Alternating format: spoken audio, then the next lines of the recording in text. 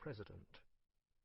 As he built his national reputation, he impressed upon the citizens of America an unassailable ideal that we take for granted in the 21st century: participatory democracy.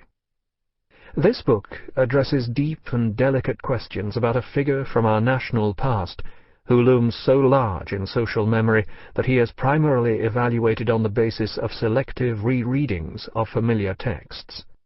My aim is somewhat different.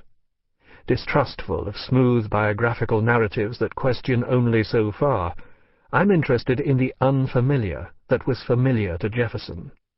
This study is built upon an appreciation for the particular spectrum of knowledge and feeling that characterized the 18th and early 19th centuries.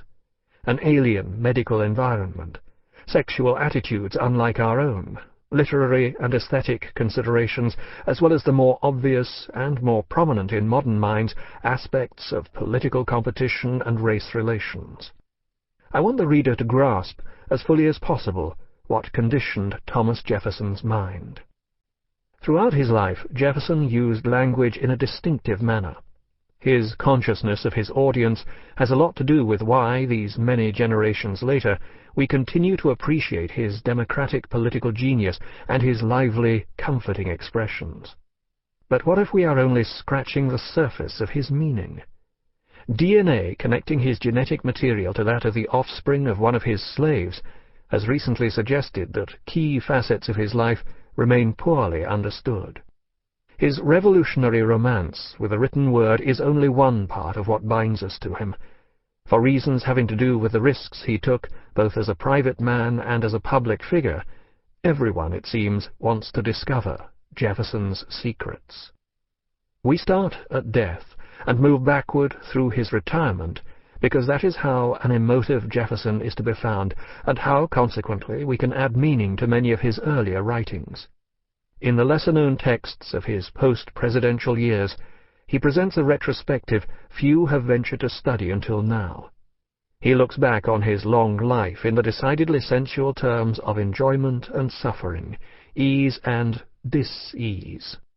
Most critically, I find, he invokes a comprehensive language of medicine past that historical investigators have tended to ignore. We have been shut off from that vocabulary, and it is one that will make Jefferson appear less secretive when we better understand it. No label is all-embracing. We must take care in describing Jefferson, because his tendencies vary. Like a poet, he cannot dismiss mortality when he writes of community.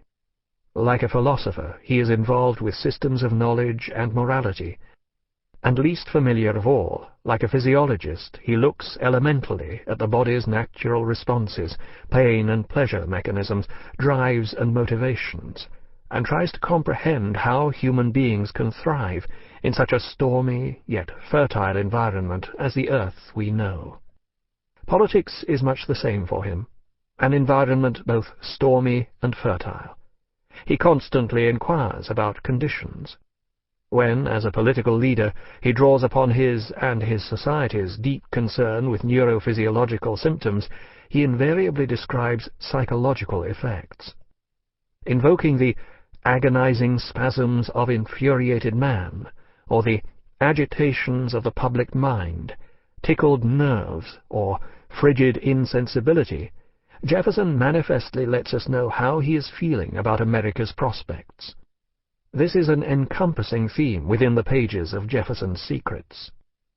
In attempting a closer examination of Jefferson's mind, I'm introducing two conspicuous methods of discovery: reading and interpreting the consciousness-raising, sympathy-generating language of 18th-century health science that he relied on so heavily, and, in a broader sense, emphasizing the relatively uncensored Jefferson that exists in the least-studied writings of his retirement years, 1809 to 1826.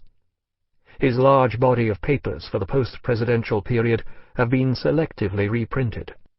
Jefferson left a treasure trove of unceremonious writings yet to be compared to those already published.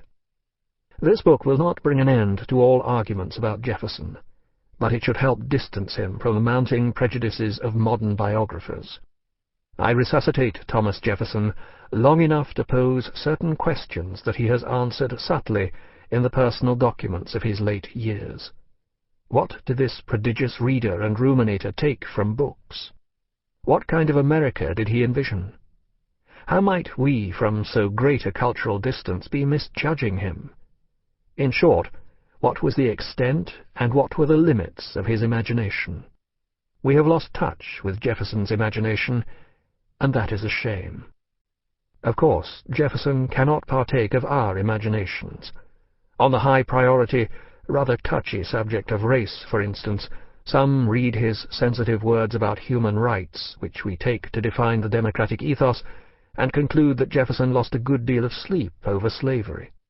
Others believe that, with cowardly abstention, he turned his back on black America. Indeed, on all of us in the 21st century. We need to find a way to approach historical problems without allowing our own emotional baggage to overwhelm the discussion. On the equally interesting and related subject of his sexual imagination, we need to consult at-home medical guides and the popular literature he and his family owned. We need to contend with unquestioned class privilege and the understood options men possessed, as well as the disjunction, common to all periods of history, between what people said and what they did. This is a complex subject that necessarily takes us beyond the limits of Jefferson's Virginia surroundings, and yet it was as close to his heart as his reading and writing in Greek. What we might consider indelicate or an unpersuasive logic might have been entirely defensible when Jefferson lived. The reader should approach this book with an open mind. Too often the stubbornness that directs modern ideologies shuts off valuable discussion. I hope to launch a more honest conversation about Jefferson, race, and sex than historians and others have engaged in of late. When DNA testing in 1998 sexually linked A. Jefferson to Jefferson's slave Sally Hemmings, two extreme opinions emerged. Either Jefferson and Hemmings were in love in a way we should be able to recognize, or a relative of Thomas Jefferson's had slept with Hemmings because the president was morally above such behavior. Good historical inquiry should never stop. That is what law professor Annette Gordon-Reed believed in challenging a consensus in 1997. In her dogged and timely analysis, Thomas Jefferson and Sally Hemmings' An American Controversy, and unaware that a DNA solution was about to be attempted, she reopened the door to this discussion. Just because DNA appears to have made our task, did he or didn't he, easier, we should not close the door now. There is much we do not know about the Jefferson-Hemmings relationship, and the last thing we should do is to impose 21st century views of sex on 18th century people so that their relationships make sense. First, the unusual emotional considerations facing a mixed-race couple in, say, the 1950s or 1990s cannot be compared to those of Jefferson's time and place. Second, there is no universal structure for human sexual response. We do not share in 18th century sexual attitudes, and we should not guess at Jefferson's or Hemmings's feelings according to modern notions of love and sex. It is silly to deny that sexuality has a history. Third, we should admit that part of what impels the popular imagination today is the desire to protect the historical reputation of Thomas Jefferson, or to construct one for Sally Hemmings, or both at once, by concluding that they were a romantic couple. As a slave, she had only a limited range of options, and all we know about her is what her son told a newspaper reporter decades after her death. He referred to her as Jefferson's concubine. He made no allusion to affectionate feelings of any kind. Thus, the conversation begun by Gordon-Reed should continue. In the pages that follow, Jefferson writes about politics, sex, race, and religion in ways that complement, but in significant ways alter, his better-known writings. The musings of his later years, Jefferson's lost words, as it were, offer valuable insights into his inner life. I wish to suggest that our knowledge of him is incomplete if we fail to obtain a clearer picture of these years. We shall see how intensely conscious he was of his role in history, though he was retired from politics.